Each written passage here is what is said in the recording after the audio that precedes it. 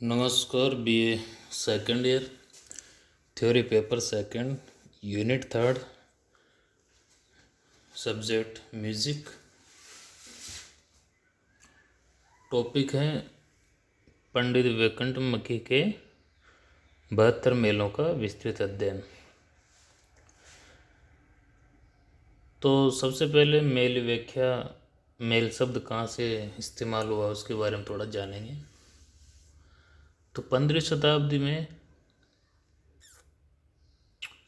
या फिर मेल किसे कहते हैं, तो मेल एक समूह का नाम है, ग्रुप का नाम है।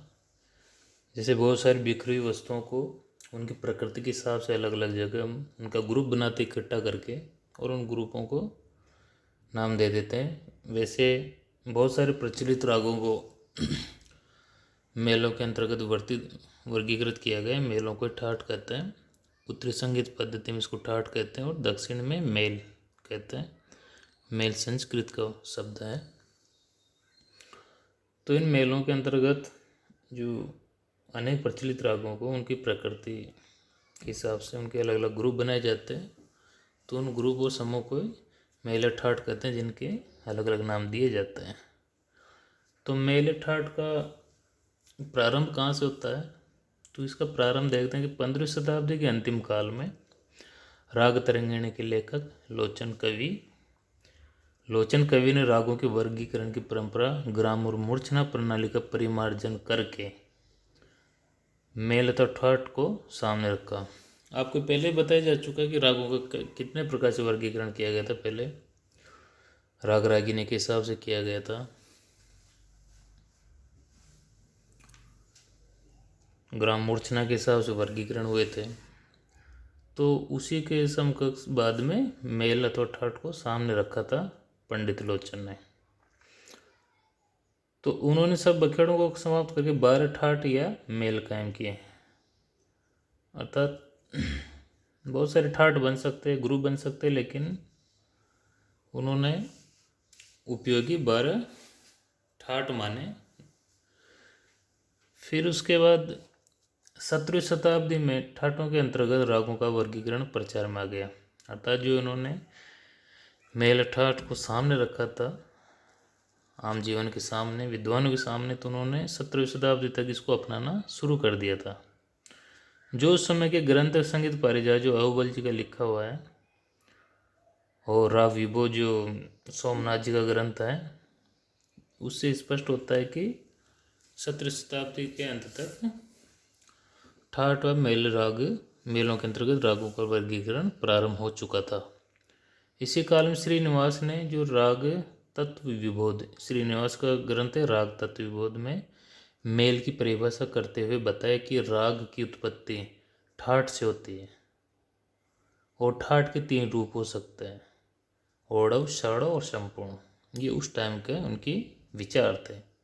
आज के ठाट का संपूर्ण रूप होना जरूरी है, ओढ़व षाढ़व राग के रूप हो सकते हैं, बाकी ठाट का संपूर्ण होना जरूरी है वर्तमान में या आधुनिक काल में।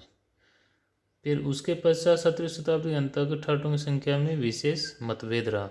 विशेष मतभेद ये था कि सोमनाथ जी ने जो राग विबोध के लेखक हैं 23 माने, ठाटों की संख्या 23 मानी।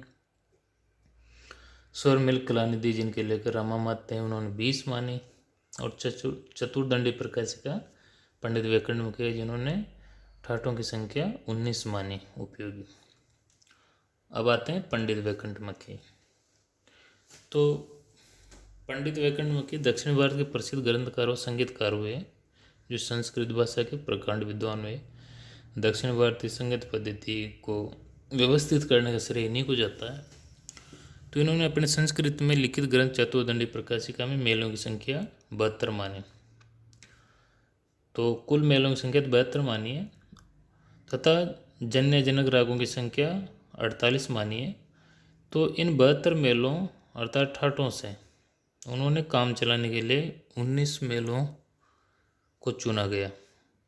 इसी के अंतर्गत रागों को उन्होंने वर्गीकृत किया गया। दक्षिण में 12 स्वर पद्धति को अंतिम रूप पंडित जी ने दिया था।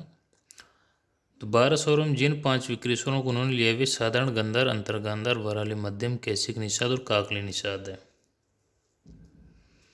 तो इसमें वर्णित 72 ठाट संगीत के लिए भी नहीं, तो चतुर्दंडी प्रकाशिका में वर्णित 72 ठाट या मेल उत्तर संगीत के लिए भी ठाट पद्धति का सिद्धांत बताती है, क्योंकि इसी के बाद ठाट प्रक्रिया को विकसित रूप जो उत्तरी भारत में अपनाया गया था उसी के बाद शुरू होता है। तो इसी ग्रंथ को आधार मान के काम किया गया हो, इस बात से हम इनकार नहीं कर सकते। और 72 ठाटों की उत्पत्ति, तो चतुर्दंडी ग्रंथ जिसका रचनाकाल 1640 से 50 ईस्वी के मध्य माना जाता है। दक्षिण संगीत पद्धति के विद्वान पंडित विक्रमकी ने ठाटों की संख्या निश्चित करने के लिए गणित का सहारा लिया और पूर्ण रूप से हिसाब लगाकर ठाटों की कुल निश्चित संख्या 72 बताई। 72 में से विक्रमकी ने 19 ठाट काम चलाओ चुने। विक्रमकी इस ठाट संख्या को दक्षिण संगीतज्ञों ने तो माना, अपनाया, किंतु उत्तरी विद्वानों पर इसका विशेष प्रभाव नहीं पड़ा। फिर भी उत्तर भारत के संगीतज्ञ ठाटों की कुल निर्धारित संख्या 72 को गलत नहीं मानते, अर्थात इनकी जो 72 संख्या बनाई इन्होंने गणित के आधार पर बताई है, तो इसको गलत नहीं मानते। तो ठाटों की संख्या कुल कारणों से उत्तरी पद्धति के लिए अनुकूल नहीं रही।